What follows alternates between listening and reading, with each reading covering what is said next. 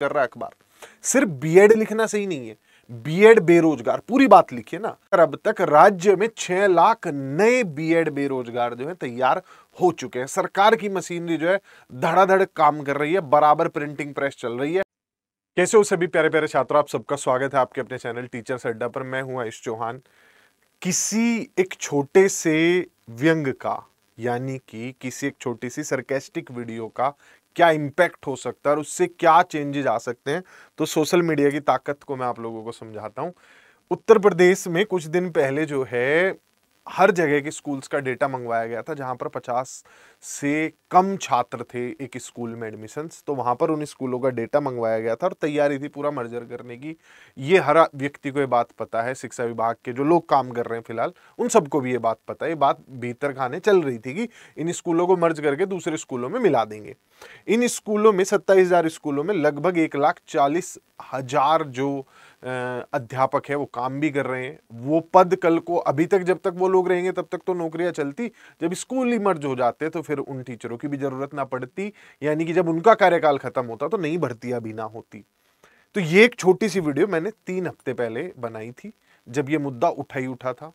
फिर इससे awareness create हुआ, बहुत से लोगों ने इस पे वीडियोस बनाई, बहुत से लोगों ने इस पे काम किया, आवाज उठाई, छात्रों ने मतलब ग्राउंड लेवल पर भी प्रदर्शन किए।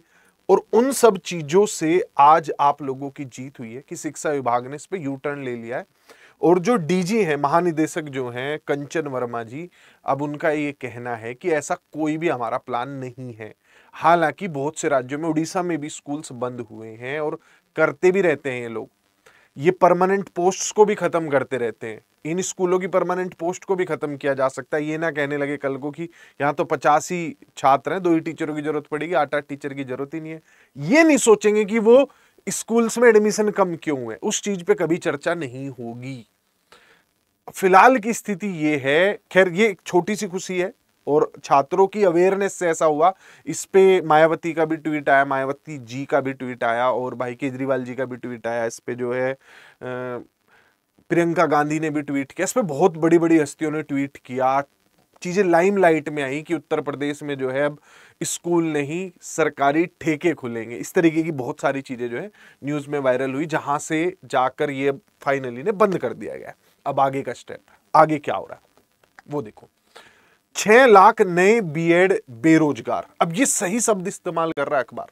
सिर्फ बीएड लिखना सही नहीं है, बीएड बेरोजगार पूरी बात लिखिए ना। 2000 जब लास्ट वैकेंसी आई थी यूपीटीजीटी पीएचडी की, जिसका फॉर्म भरवाया गया था, पेपर भी नहीं आया था, 2022 की अगर हम बात करें, उससे भी पहले से कोई भर्ती नहीं आ रही है टीजीटी पीजीटी की हमारे राज्य उत्तर प्रदेश में। तो तब से लेकर अब तक राज्य में 6 लाख नए बीएड बेरोजगार जो है तैयार हो चुके हैं। सरकार की मशीनरी जो है धड़ाधड़ काम कर रही है, बराबर प्रिंटिंग प्रेस चल रही है। हर साल नए बीएड बेरोजगार तैयार किए जा रहे हैं। इससे बड़े तो इस कॉलेजेस को बंद कर दीजिए जब आप भर्तियां नहीं करना चाहते हैं। तो अब ये वाली चीज जो है, जो भर्ती, शिक्षक भर्ती वाली चीज है, जिससे 27,000 स्कूलों को बंद करने वाली मुहिम पे सबने एकजुट होकर काम किया, ऐसे ही काम करना होगा। जो अभी लगभग 1,40,000 शिक्षकों के पद खाली हैं, उसके लिए उस पे भी कुछ बड़े लोगों का, कुछ बड़े नेताओं का ट्वीट आ रहा है। देखो, जब तक ये मुद्दे राजनीतिक नहीं बनेंगे, इनसे कुछ भी आउटकम निकलना बहुत मुश्किल है, क्योंकि हमारे देश में चीजें राजनीति के थ्रू ही गवर्न होती है। ये एक अनकहा सच है। तो इस पे चंद्रशेखर आजाद जी का भी ट्वीट आया है। उन्होंने पत्र भी लिखा है माननीय मुख्यमंत्री जी को कि इतने पद जब खाली हैं, इन्हें भरा क्यों नहीं जा रहा है और यथाशीघ्र इन्हें भरा जाए। इस पे और लोगों को भी जागरूक किया जाए और लोगों को भी टैग किया जाए। मतलब जब तक ये चीज बातों में नहीं आएगी तब तक कागजों में नहीं होगी, और जब तक कागजों तक नहीं पहुंचेगी तब तक भर्ती धरातल पर होगी नहीं। तब तक आप और मैं ऐसे ही परेशान रहेंगे। एक और मुद्दा है, जैसे 27,000 पदों के लिए, 27,000 स्कूलों के लिए मैंने आवाज उठाई थी, एक और चीज के लिए जल्द आवाज उठाऊंगा।